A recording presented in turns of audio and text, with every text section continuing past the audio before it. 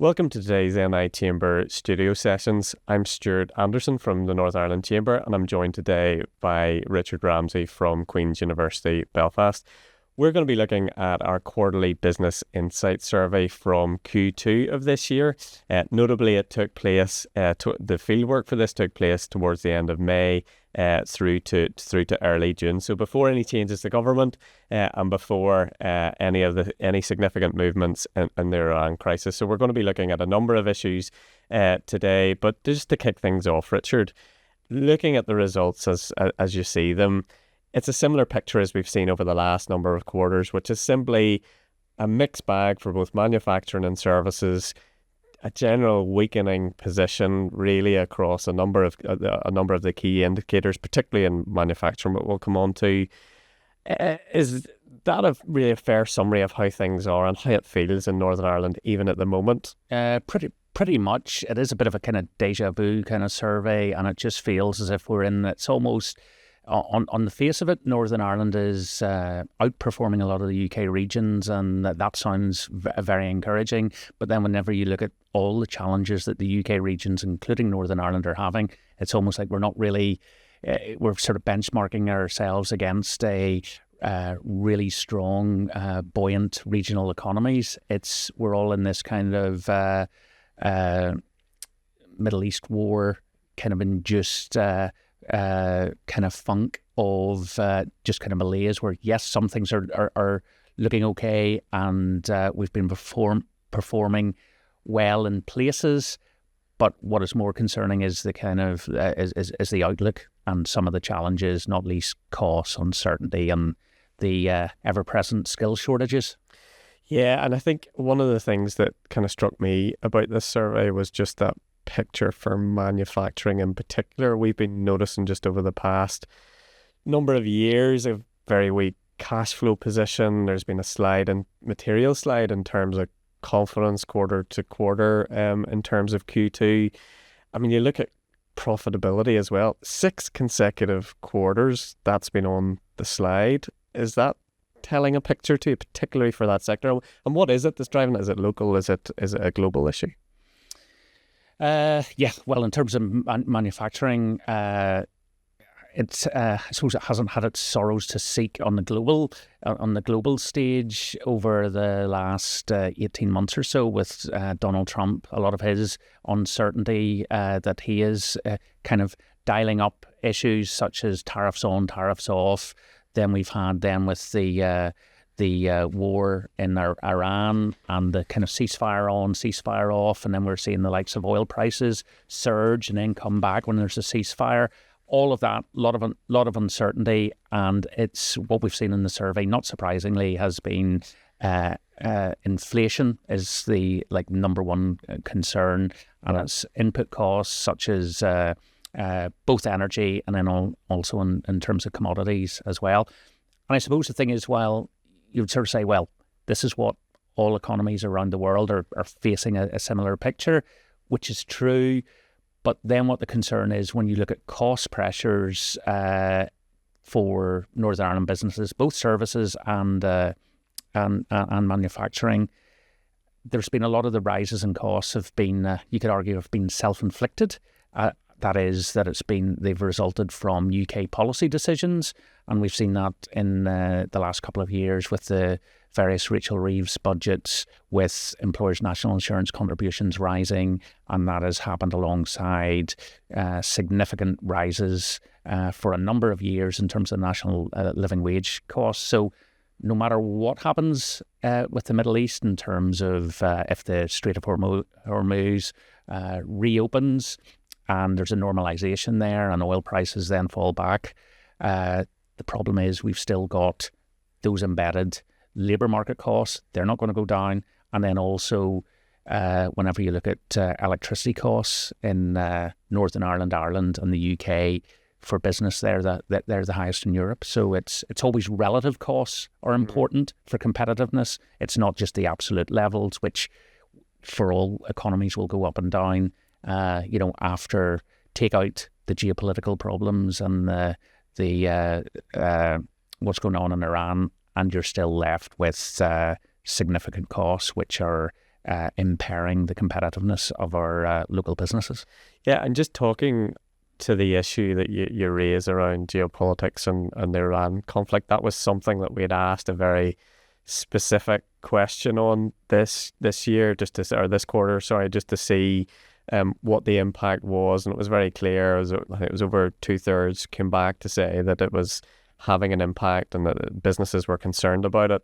But one of the striking things to me in this question, and also the question of whether you're trading well or reasonably, is to how significant that impact is for micro businesses in particular, which I guess are the bedrock of our economy. Those businesses with less than 10 people, the number of businesses that are saying that they're just covering costs within that bracket is really, really stark, and it sends out a really clear warning signal. Maybe just want to pick up on that and really where our micro business economy is right now. Yeah, because I suppose running a micro business or a business startup at the best of times can be challenging, particularly in terms of cash flow and dealing with the various kind of fluctuations of business and demand under what is normal circumstances. But then when you add into the mix then what has been happening with the conflict in the Middle East, so you have supply chain disruption, so you have firms who are then trying to deal with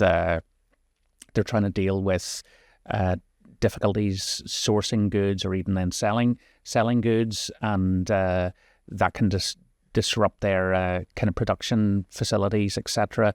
But then it's also then just the costs, particularly for a small business, and if you were a manufacturer, in terms of energy costs, how they've been soaring. But whether you're a manufacturer, whether you're services in the service industry, what you have seen is then increased costs for hiring people, and then it's not just in terms of the cost. There's then even the prospect of more legislation, more regulation, and in many ways, running a small business, the bandwidth that you have to deal with all the variables which are kind of going on at the minute it's extremely difficult. Yeah, and one of the things that strikes me every time with these surveys that we've been doing over the last number of years is the contrast in positions between Northern Ireland and the other UK regions. It's one of the benefits of this survey that you're benchmarking yourself against the other UK regions. And there's this consistent message, which is consistent with the official deal that Northern Ireland, in economic terms, appears to be, at least on a relative basis, outperforming the rest of the UK, which is why you see, I guess, the tide of political change continually coming in the UK. And since this fieldwork was completed, we have a new Prime Minister. He's got new ideas, and one of his big ones is further devolution. What do you think that means for Northern Ireland? Does it mean anything? And thinking about some of the things that you just come out with very recently.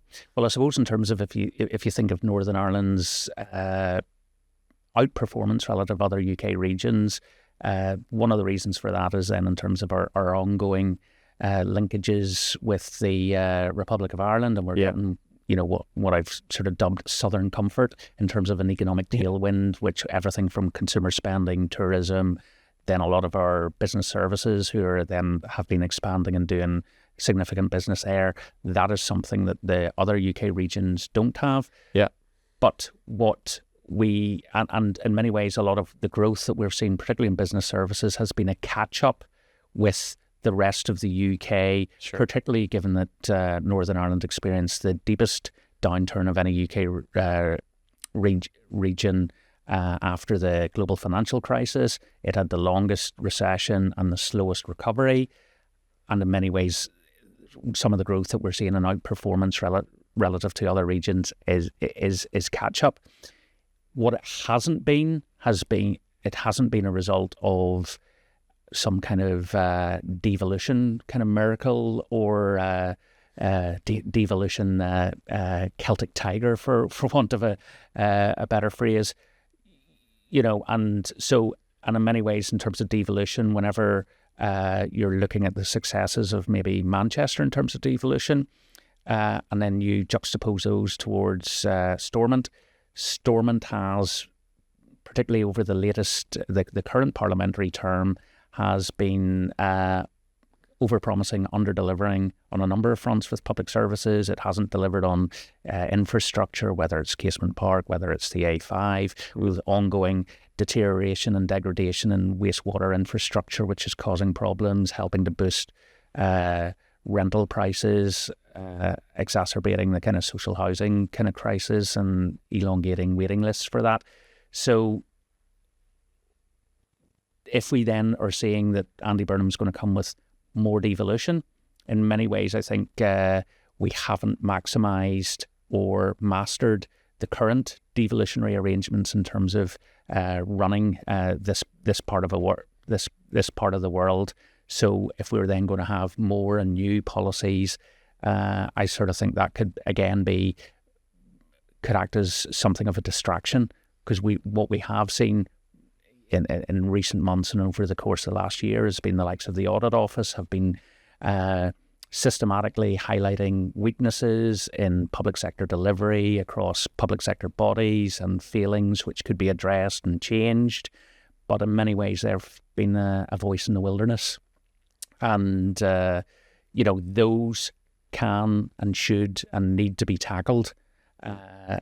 And whereas invariably what we are always trying to look for is new policies, whether it's a lower VAT rate for hospitality, whether it's corporation tax, whether it's more money, in many ways we have to get our house in order, because nobody in Westminster is going to do that for us. And in terms of that, what can Westminster do for us? I think one of the things that is consistent throughout the survey is the recruitment challenges that our members face. And even just looking at this quarter, we're looking at 91% of manufacturers telling us that they have recruitment difficulties, over 70% of services members telling us that they have recruitment difficulties. We know the great work that's been done in recent years around what the future looks like for Northern Ireland in terms of population and the challenges around demographics. Is there something that you think locally, as a business community, together with politicians, is this a space that we should be going to the Burnham government with whenever we're thinking about the recruitment challenges and migration? I think it is. Whenever we think of the skills shortages are now a permanent feature of the economy. It's not something where we've had tariffs switched on and off. Skills shortages and cost pressures have just been almost permanently switched on. We've got unemployment at or close to record lows. Yes, we've got our outstanding economic inactivity issues which we need to sort of tackle, and partly due to that we simply do not have the people and skills and the workforce to deliver on what the businesses and the economy currently needs. And we've been seeing that a number of firms, be they manufacturers or care homes, are disproportionately reliant on people from overseas. And one of the challenges there is in terms of then, even if it's then getting visas to come over, that's potentially very expensive. So whether that could be an area which Stormont and ministers try and engage with the Burnham administration in terms of, can there be some sort of latitude there? But we also have to think as well the implications and the significance of the kind of civil unrest that we had in June, the day after this survey closed. And clearly, while currently we're having all the positive news, and Northern Ireland and Belfast has been showcased around the world in a positive light with the FLA, those people who then who are of a particular ethnic origin, who experienced the racism and the rioting and the violence and being put out of their homes in June, those memories are going to live with them and basically scar them. And in the same way as we have word of mouth with the FLA and people telling people all around the world, their friends and colleagues and relatives, etc., about what a great place this is, similarly, what happened in June, also from a negative perspective, will will have had a damage, and indeed some of the local surveys for June were highlighting that the respondents in the survey, private sector businesses, were reporting civil unrest had a negative impact on their business. So that has to be sorted out in terms of our culturally, that it needs to be people in Northern Ireland need to understand that with the ageing population and the labour force is going to start falling from 2028. Yeah. So that means it's going to get smaller. We're going to increasingly be reliant on people from elsewhere. Yeah. And so we need those people. And if you then try and make this place an unattractive place for people from other cultures to come and live, work and visit, that's we're shooting ourselves in the foot there. That's self-inflicted harm and something that we radically need to address. And looking ahead, just to close this out, looking ahead to the next 12 months, where do you see, I guess, the greatest challenges and perhaps even opportunities for the Northern Ireland economy? I suppose opportunities is whether we see what is Andy Burnham, any sort of key policies there. And while I suppose expectations may be low, given the fiscal constraints that we have, that there's going to be more tax, but is there going to be any more thought on, novel ways of introducing kind of innovation or other, almost like if we're, I would hope his engagement with Northern Ireland would be trying to encourage more, whether they could get a Stormont executive to look at revenue raising, to do things differently, whether there's something about match funding and more incentives and more carrots to actually move the Stormont executive along what economists would view as the right economic path. Yeah. Because in many ways we're invariably just stuck we almost are stuck in the same place that we've been for quite some time, and so those would be the opportunities. Because he does talk about growth in every postcode, and that includes Northern Ireland. So it'd be interesting. It's very ambitious. Yeah, and growth in every postcode. But what that implies as well is you have to have, if you're going to do that and let postcodes in different regions then experiment, for want of a better phrase, in terms of growth and policies, there's going to be winners and losers. So there's going to be, you cannot all grow simultaneously. There's going to be winners and losers there. But so there are opportunities there to maybe do something different and different form of some different thinking. And I suppose the opportunity as well is he's unleashed at least more kind of energy and enthusiasm into Downing Street. But I suppose one of my concerns would be then where we have, there's the incoming administration that Andy Burnham's heading up.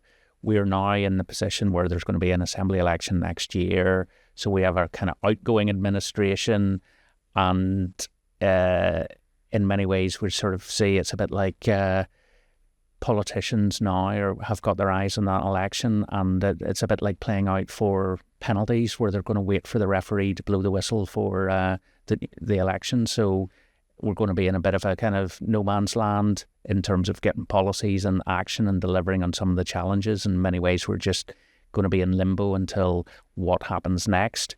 And I suppose the big concern would be that, I suppose, given some of the words that we've heard in the media, is, it's like how committed are the political parties to, whenever this term of office ends, coming back to do another term. Thank you for that, Richard, and thank you all for joining us.